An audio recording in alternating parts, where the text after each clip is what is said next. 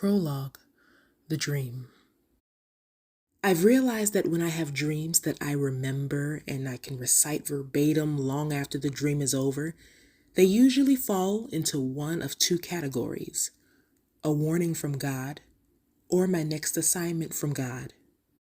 Writing this book came to me in a dream, and it by far was the most memorable and impactful dream I had ever had. Imagine this. Imagine infinite black space with no stars, no planets around. I was in the middle of this darkness. In this darkness, I held a small snow globe. With this snow globe, I was able to go inside. Inside of the snow globe were visions of the molestation that I had to endure as a child by the hands of my father, which I'll talk about later in this book. I remember screaming at him, "I hate you. Leave me alone. Why would you do this to me?" And I felt like I was out of control. I was then able to somehow come out of that snow globe and be in the darkness again. I found this weird, so I put myself back in the snow globe again. Once again, the same thing happened, but this time, the visions of the molestation got even more graphic. I found myself running and fighting that person that I called my father with all the strength that I had. Then, just like before, I took myself out of the snow globe, in that infinite dark space again. At that moment, surrounded by darkness, I felt the urge to say something. So with everything in my might, stemming from the anger that I had in the snow globe, I yelled from the top of my lungs, "Lucifer, where are you?" As soon as I said it, the darkness that surrounded me pulsated to a bloodshot red, followed by a mild vibration, then returned back to darkness. I throw the snow globe down on the ground and it smashes into pieces. And once again shouted, "Lucifer, where are you?" Again, the darkness pulsated from black to bloodshot red, then back to black. But this time, the vibration was stronger, and I was able to see 6 doors, 3 to my right and 3 to my left. With all the anger I still felt, I went to each door and yanked each door open, saying the same phrase, "Lucifer, where are you? Lucifer, where are you?"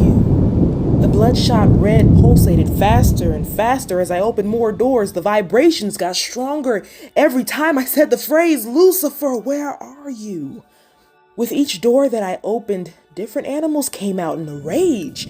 The first door opened to elephants, another to rhino, another to lions, another to wolves, and any other animal that any human in their right mind would run from if they were charging at you.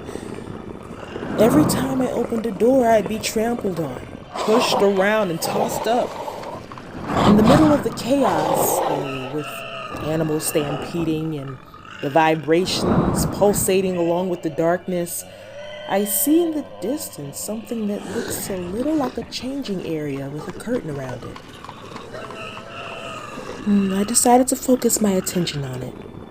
Once I did, the animals that were pushing and tossing me around in this big stampede became translucent. They were still charging, but I passed through them without feeling anything. No bumps, no bruises. As long as I focused my attention on that little changing area with the curtain, I was able to walk through this stampede. While walking, I said in an even lower and more serious tone, "Lucifer, where are you?" I knew that Lucifer was behind that curtain. I just knew it. I got to the curtain, then let out one last loud "Lucifer" and pulled back the curtain. As soon as I did, 3 things happened at once. The first thing that happened was that I could see this tall, dark figure staring at me. It looked terrified. This figure's eyes grew as big as a child's when they're caught doing something wrong. The figure jumped back and crouched. The second thing that happened was that there was something spelled out right above where I was that looked like it stretched as wide as Jupiter, which made me gasp for air because I am not a fan of massive things. The letters spelled out beyond the man. The third thing that happened was that there was a vibration, but this vibration was stronger than all the other vibrations combined. It intensified so much that I had no choice but to fall on my face and grimace. Then I woke up. I woke up with tears in my eyes because I knew that this was a sign from God with instructions to my next assignment. This is what I intend on doing through this book because I'm determined to get my well done from God when all this is over.